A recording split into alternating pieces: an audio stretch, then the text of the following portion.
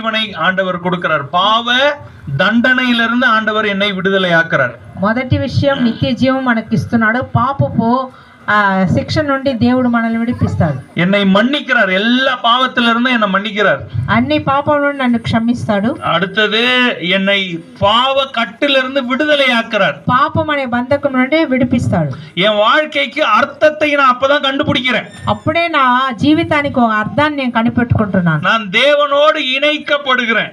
దేవునితో నేను కలుసుకుంటున్నాను. அப்படி இணைக்கப்படுறேன்னா என்ன அர்த்தம்? நீதிமான். அவர் எப்படி நீதிமானா இருக்கிறாரோ என்னைய என்ன பண்றார்? நீதிமானா ஆக்குறார். దేవుడు మనల్ని నీతిమంతుడిగా మారుస్తాడు. அஞ்சாவது கடைசியா நான் என்ன சொன்னேன் அப்படின்னா, நாம் தேவனுடைய பிள்ளைகளாய் மாறுகிறோம். దేవుని బిడ్డగా మనం మారుతున్నాం. பயப்படாதீங்க, கடவுள் எல்லாவற்றையும் பார்த்து கொள்வார். దేవుడు అన్నిటిని చూసుకుంటున్నాడు కాబట్టి మీరు భయపడకండి. நீங்க யாரையும் உங்க வாழ்க்கையில அவங்க பெரியவங்க இவங்க சின்னவங்கன்னு நீங்க நினைக்கிறதுக்கு ஒண்ணுமே இல்லை. எல்லா சரி சமமானவர்கள், கடவுளுடைய பிள்ளைகள். அவ்வளவு. దేవుని దృష్టిలో ఎవరు గొప్ప ఎవరు తక్కువ కాదు.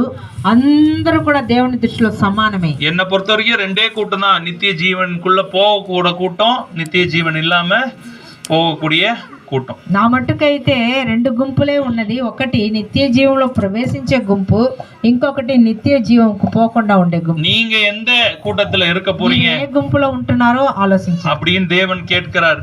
దేవుడు మనల్ని అడిగితే మనం ఏం జవాబు చెప్పగలం? நித்திய ஜீவனுக்கு போகக்கூடிய அந்த வழி மிகவும் குறுகலான வழி. அதை கண்டுபிடிக்கிறவர்களே மிக சிலர் அப்படின்னு வேதாகம் சொல்லுகிறது. அதுவே நரகத்துக்கு போகக்கூடிய வழி விசாலமான வழி. அதுல நிறைய பேர் போயிட்டு இருக்கிறாங்கன்னு நம்மளை வேதாகமும் எச்சரிக்கிறது. నిత్య జీవం అనే మార్గం అనేది చాలా ఇరుకుగా ఉంటుంది. అక్కడ పోయేవారు చాలా తక్కువ మంది. అయితే నరకానికి పోయే మార్గం ఏందో విశాలంగా ఉంది. అక్కడ ఎక్కువ మంది పడుతున్నారు. అందువల్ల మనం జాగ్రత్త పడాలి. ஆண்டவர் அவரை ஏற்றுக்கொள்ளணும்னு உங்களை என்னைக்குமே கட்டாயப்படுத்துறது இல்லை. ஆண்டவர் உங்களுக்கு வாய்ப்பை கொடுக்கிறார். உங்களுக்கு தேர்ந்து எடுக்கக்கூடிய அந்த தீர்மானத்தை எடுக்கக்கூடிய ஆற்றலை கொடுத்திருக்கிறார்.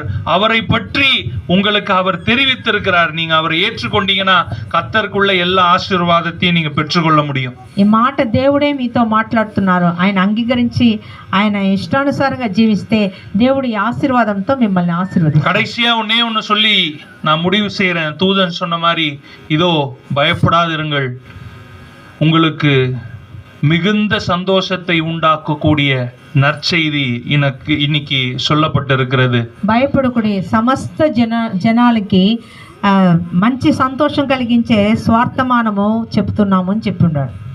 தேவனுடைய பிள்ளையா இருக்கிறதுனால உங்களுடைய எதிர்காலம் எல்லாம் பாதுகாப்பா இருக்கு. దేవుని బిడ్డగా ఉంటే మీ భవిష్యత్ కాలము జాగ్రత్తగా ఉంది. அங்க ஒரு குழந்தை இருக்குது, அது ஜாலியா இருக்குது. ஏன்? அவங்க அம்மா இருக்கிறாங்க, பாத்துக்கிறாங்கன்ற சந்தோஷம். என் குழந்தையும் ஜாலியா இருக்குது. ஏன்?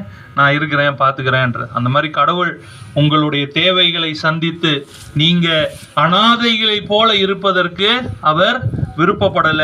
அவர் கூட இருந்து கரத்தை பிடித்து ஒவ்வொரு சூழ்நிலையிலையும் உங்களை காப்பாற்றுவதற்கு, பாதுகாப்பதற்கு, கரம் பிடித்து வழி நடத்துவதற்கு அவர் வல்லவராய் இருக்கிறார். உங்களை வழி நடத்தவும் செய்வார். அவர் நேற்றும் இன்றும் என்றும் மாறாத தேவனாய் இருக்கிறார். దేవుడు మనకి ఎప్పుడు కూడా తోడుగా ఉండి నడిపిస్తాడు. ఒక బిడ్డ ఎలా వచ్చి భయం లేకుండా సంతోషంగా తల్లిదండ్రులు ఉంటున్నారని అనుకుంటుందో, అలాగనే మీరు కూడా మీ దేవుడి మీద ఆధారపడితే మీరు కూడా ఎల్లప్పుడూ కూడా సంతోషంగా ఉండడానికి అవకాశం ఉంది.